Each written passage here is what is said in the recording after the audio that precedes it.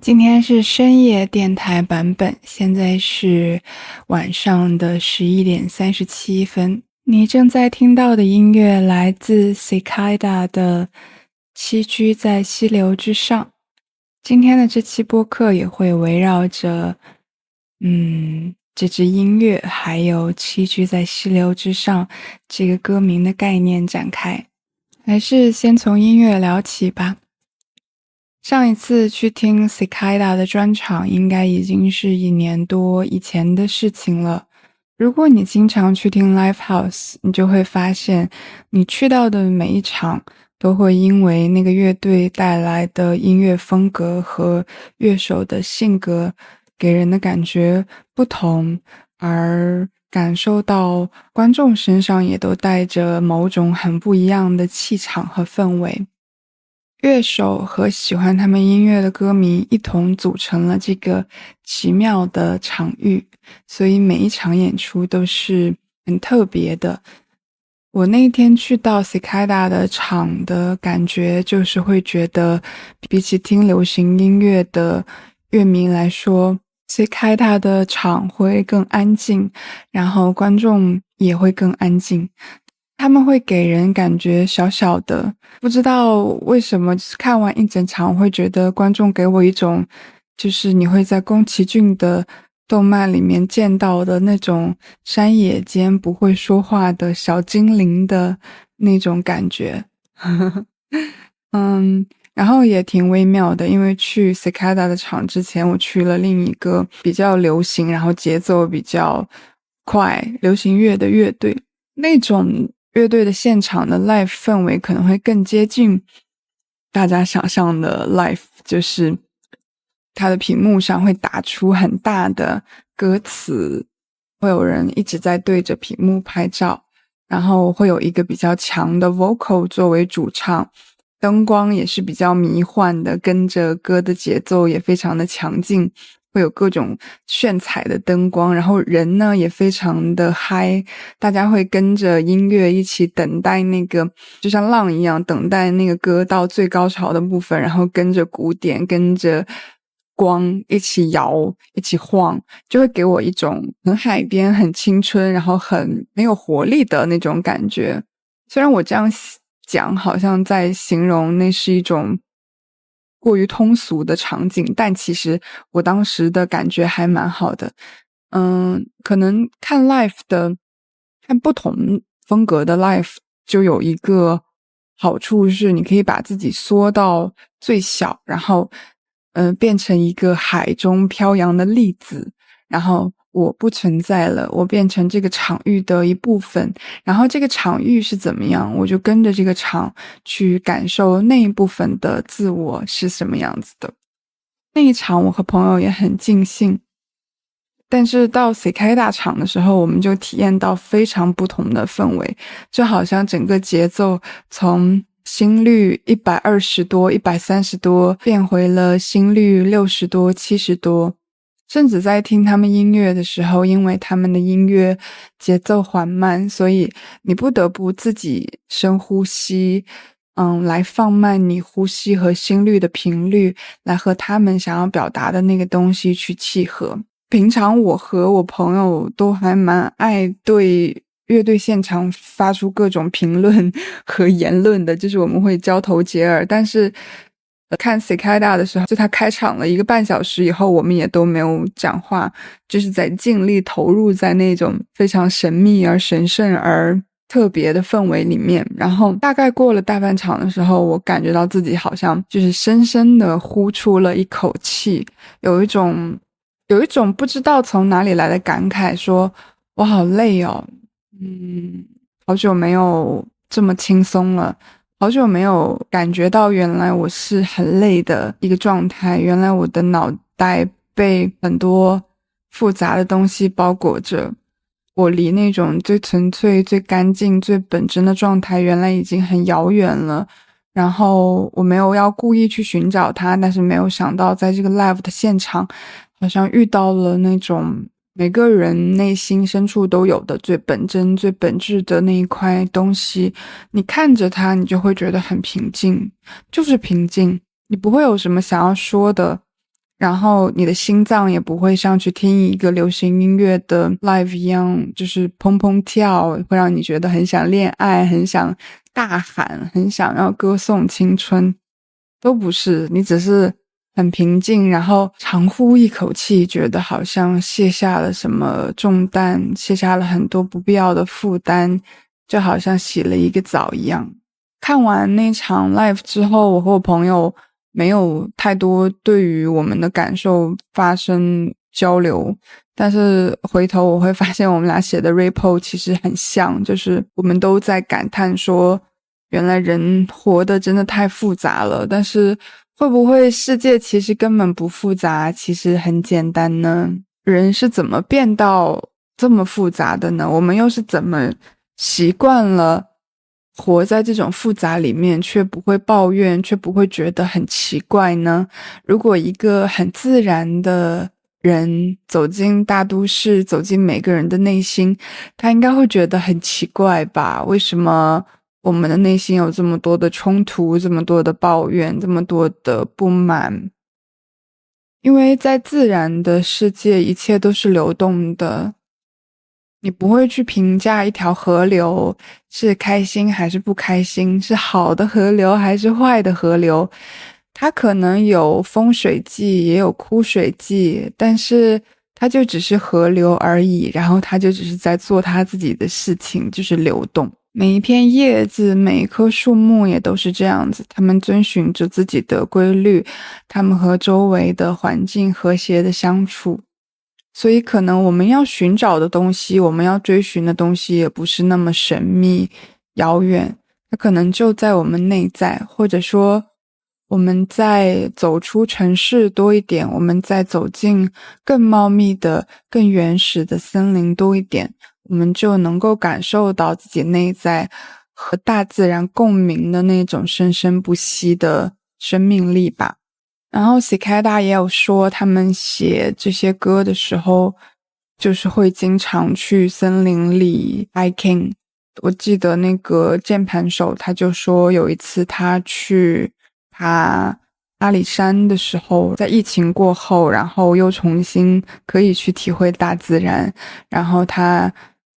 徒步，然后背着一些行囊，然后跨过小溪，然后去攀登山林。然后在越过那些山的时候，他突然就和那些山好像产生了某种共鸣，他觉得很感慨，于是回来他就写成了一首歌，因为当时已经有一段旋律在他心里了。然后我就在想，是不是每个人其实都有这个能力，只不过我们没有和我们身体里边那个最纯净、最神圣、最原本的部分去做链接呢？我们是不是已经变得太现代、太像人类，而不那么像一个自然界的生命体了呢？这可能就是我今天想要聊的主题的一部分吧，就是关于人与自然，还有自然中原本就蕴含着的一股神秘的能量。但是我觉得和心境还是有很大的关系的，比如说现在大家也还是会旅游啊，也还是会去到很原始的森林。像我之前，因为我老家那边就有很大一片很宝贵的原始森林，我在心情和状态都很差的时候，其实也有去那个森林，但是感受很不同，就会觉得还是挺走马观花的，而且我们去的都是那些被划分出来的保护区，它会有一种，可能它对于我来说还是人味太重了吧。我就是按照景区的规划，然后走完了那2-3天的行程的时候，我知道行程快结束了，然后我就看到那个规划的人行道旁边有一片很大的没有道路的林子，我当时就在想啊，我好想走进那片林子里面去哦，就是没有其他的行人，我不用和其他的人去做目光的接触，我不用再扮演什么角色，然后好像在那个地方我才可以把自己身上那些东西卸下来，好像只有脱离了某种文明、某种现代、某种系统才能够做到这一点。但是也有一次我跟自然之间发生了很神奇的事情，那是在我上高中的时候，然后我是一个非常非常不开心的青少年我从小就很 emo， 然后很文艺青年，那个时候的文艺青年不都是很就是什么青春是一抹明媚的忧伤嘛，然后我也完全是在那个年代的那种氛围里面浸泡着，所以我整个青春期都不是特别的开心。然后我记得那年是我高三毕业了，我们全家开着车带着我回老家。我以前其实很喜欢从城市回老家的那段路，因为在没修公路之前，那条路就弯弯曲曲的，非常有趣，驾驶上很有难度，但是很有趣，因为每一段的景色都是完全不同的。有的时候我们因为晕车还会停下来，在河边的溪流玩耍一下，然后在路边捡果子，拔野草什么的。但是后来修了很笔直的高速公路，虽然车程减少了，然后就是大概1个多小时，你只要笔直的往前开就可以开到目的地了。但尽管如此，我那天还是和自然有了一个很特别的接触。我记得那一阵子我就是很伤心，不知道为什么就是很难过，有可能是因为高三结束了，和所有人分开了，我又要去新的环境，然后我会觉得这一切很没意义吧。而且当时好像我都得不到我想要的爱，我爱的人不喜欢我，然后我身边的人也都让我觉得很失望，无论是亲情、友情和爱情，好像我一样都没有能够抓得很好。我非常非常伤心那一天，然后在车上就看着窗外的风景延绵过去，我就放空。然后突然之间我就看到一棵松树在半山腰，它不是那种很大的松树，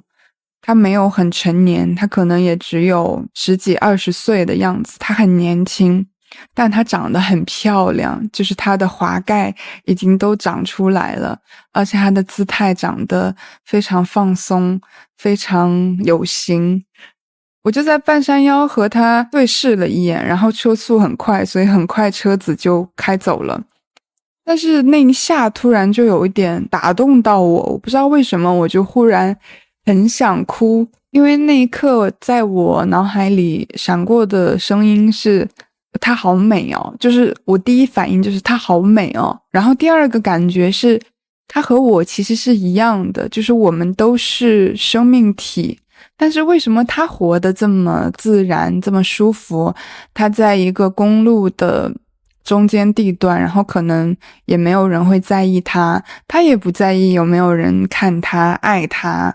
但是它就很舒服的存在在那里，它很飘摇，它很舒展，它非常享受它存在的当下的时刻。然后我就忽然觉得我好心酸啊，就有一种我活错了，我不该像现在这样去浪费时间在这些问题上面。松树就从来不会想这些问题，但松树就活得很好啊。为什么我要去在意别人爱不爱我，或者说我的爱成不成功呢？我好像有点太俗气了。然后就在那一刻，我在后座上面经历了一个很 shock 的时刻，然后在我内心突然完成了一整个心态的转换就是在那个非常安静的那一刻钟里，我的人生发生了一件很大的事情，但是当时车里非常寂静，我爸妈可能也在闲聊一些什么有的没的，没有人知道我发生了这样一个时刻，但是我知道我和公路上半路上的那棵非常漂亮的非常舒展的松树，我们之间发生了一个交换，发生了一个触及我灵魂深处的一个交流。然后还有两个跟我们今天讨论的话题有关的事情，让我很想要讨论这期话题。一个就是我们在上周说过的那本书，就是《早安怪物》里面，其实我有跟大家说，我说啊，其中其实我最喜欢的故事是那个关于丹尼尔原住民的那个故事。丹尼尔他有很严重的抒情障碍，他是一个非常非常孤独的卡车司机，他没有办法和任何人建立亲密关系，他也不信任任何人，然后他的身体出现了一些问题，他的医生建议他来看心理医生，他才被迫来到这个作者他的咨询室里。然后他一进来他就说，这是你们白人的那一套心理咨询什么的，我根本就不相信，我也不觉得会帮助到我。在最初的几次咨询，其实咨询师也很难和他建立任何对话，甚至在有好几次他就是咨询师可能在问很寻常的问题，但丹尼尔就会感觉到被冒犯，然后非常愤怒地走出咨询室。所以后来咨询师为了了解他，为了能够走进他的内心，做了很大量的工作。他查阅了大量原住民相关的资料，然后还有和原住民一起工作的经验的咨询师交流经验，然后最后终于获得了丹尼尔的信任，然后他才了解了丹尼尔的故事。丹尼尔原本就是加拿大森林里面的原住民，他的爸爸妈妈还有他从小很小的时候，他们就开始学习狩猎设置陷阱，然后砍树，就是用很原始的方式去生存。对于他们来说，设陷阱就是一件很庄重很庄严的事情，而且这个里面有很多的艺术，非常精巧。他们也会做一些手工制品什么的，就是家庭运作的方式和整个外面文明所构建的一个文明的社会，文明的现代的家庭所运作的方式是完全不同的。比如说现代的家庭会觉得孩子要去上学，要在一个群体里面被一帮老师去教育，但是原住民小孩很小，4-5岁就要在冰天雪地里面劳作，在我们看来是苦力活的工作。原住民会认为说孩子不需要老师，大自然就是最好的老师，只要他们学会了捕猎，学会了和自然的节气和自然的韵律相处，他们这一生就没有问题。然后他爸爸也是一个非常自豪的打猎的一个好手。结果到了一段时间，然后这个文明社会就开始要对这个原住民的部落进行一个管理和把他们纳入现代文明社会的这样一个计划，然后就给原住民的族群带来了毁灭性的打击。他们首先是闯进这些原住民的家，把孩子全部都夺走了，然后还剥夺了他们砍伐和捕猎的能力，要求他们要去寻找一份正经的工作。然后丹尼尔就和他的哥哥姐姐们一起被放到了寄宿学校，然后和所有其他的原住民孩子生活在一起。那个寄宿学校的氛围和环境非常糟糕，很多孩子都是食不果腹，然后他们的安全也没有保障，经常有孩子就是莫名其妙死去。丹尼尔在这个非常严峻的环境生存下来之后，他后来又遇到了很不好的事情，就是他被一个他唯一在那个环境里面很信任很相信的神父给猥亵了。所以这个事情对于他来说是导致了他对于白人世界彻底的一个失望和关闭他的内心。然后丹尼尔其实也有很严重的抑郁症，然后这个抑郁症跟他的这种被剥夺了他的身份认同，还有被剥夺了他和土地的联系有直接的关系。因为在他的家族几乎每一个人都因为这个浩劫的缘故有着很严重的抑郁症，他的爸爸哥哥弟弟都开始在酗酒，然后也没有找到一份真正的工作，只是每天在混日子等死罢了。然后他们其实也从来没有真正的融入所谓的白人社会或者现代社会，但是他们也没有办法倒退到他们之前和大地存在的那种联系的紧密的状态了，因为那条路已经被切断了，所以他们几乎是活在一种这两者之间的一个真空状态，非常的难受。他们不知道自己是谁，他们也没有办法向现代文化寻求安慰，大地也不能够再像之前那样安慰他们，所以他们只能每天酗酒，非常的痛苦，而且他们有很多的愤怒。丹尼尔后来在咨询师的咨询下，他了解到原来对于他来说，他和大地和他原本的身份脱离了联系，对于他来说是一个很大的创伤性事件，所以他后来又努力回到他原本的村子，想要和他的亲人们做连接，但是他会发现亲人们其实已经不认可他了，因为亲人们会认为他已经变成了一个白人，因为他有工作，而且他已经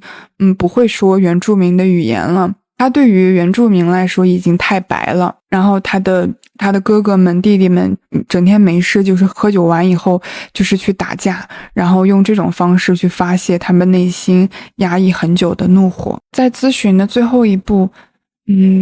咨询师也帮丹尼尔找到了一些当地能够去帮曾经的原住民去做一些团体活动，然后重新建立一个原住民的社群的这样一些活动。所以呢，他就开始又和那些原住民一起唱歌，然后做手工，然后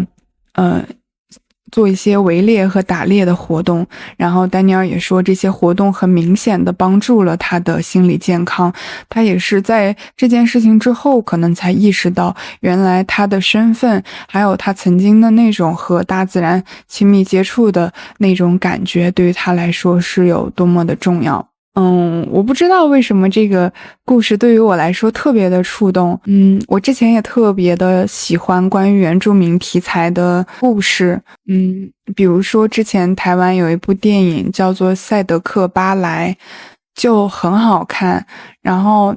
它里边讲的也是当现代文明已经就是袭来，然后我们这种原始比较深刻的这种关系被现代的工业被现代的东西切断的时候，我们又该何去何从？我们似乎能够捍卫的东西已经在变得越来越少，但是这种精神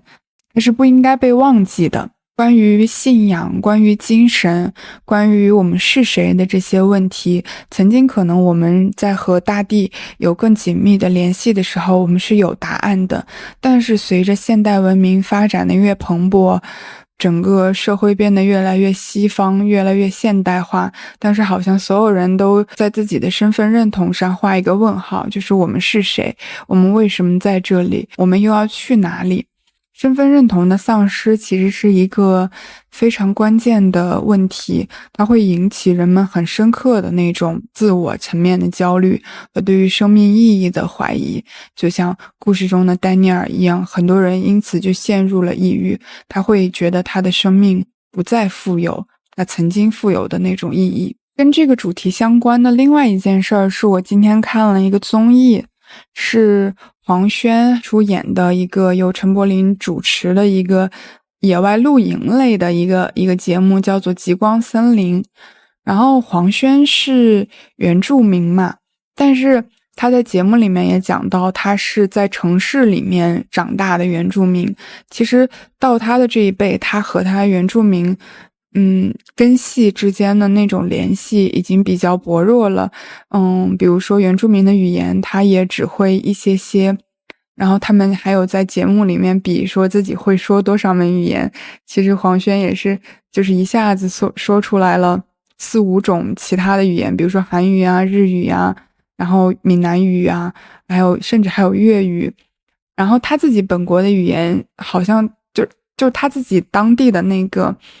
民族的语言，其实好像和他的这个他知晓外语的程度变得差不多了。然后他参与的那一期节目也很有意思，是一个当地的保育鲑鱼的一个计划，就是说人们把河流开采的太狠了，所以溪流的生态渐渐变得单一，然后变得贫瘠，溪流里边的生物数量在减少，河流在死去。有一些特别珍稀的独特的物种也在消失，然后有一些生态学家他们注意到了这个问题，所以就开始特定的去培育一些这个品种的鱼苗，然后等到鱼苗长到一定的程度之后呢，再把它投放回到这个小溪里面去。而且呢，要把这一片作为保护区，就是严禁人们在这边随意的捕捉和钓鱼。然后那个保护区的负责人也说，他们之前这一块是一个很大片的一个果园，也是有一定的产出的，但是考虑到这个鲑鱼它的生存的情况，这个果园的运作可能会影响到鲑鱼，所以他们也是劝说这个果农放弃他的多少十几亩的这个果园，然后把它们都变成自然的树木，去恢复这个溪流旁边的这一个整个生态环境，然后让鲑鱼能够重新在这个地方自然的繁育下去。黄轩和陈柏霖就参与了这样一个工作，他们要把这个保护区里面养的一批鱼苗已经可以达到投放的标准了之后，他们要把这群鱼苗就是100尾100尾的背到下面的溪流去，然后把它们亲手放生到水中。然后黄轩就说他没想到他来参加这个节目会遇到跟他自己的内在很相关的一部分，因为那一片山地就是属于原住民的一个山地。然后他很有趣，他走进那个森林的时候，他就对着四处空旷处大喊了一声：嘿，我回来了。而且他是很自然的到了那个环境，然后开始用原住民的语言说你好吗。然后那个仪式开始之前呢，他们还找了一个老村长去用原住民的语言去给所有参与这个活动的人做了一个祝福，就是把水洒在地上，然后他们一起用他们的语言大喊说加油被选中的人们，就说好运会跟随着你们的，因为你们参与了这件事情，所以神会保佑你们的。然后黄轩参与了这个活动，他说其实虽然我的身份是这样，但是我和这些东西其实也有一点距离了。然后他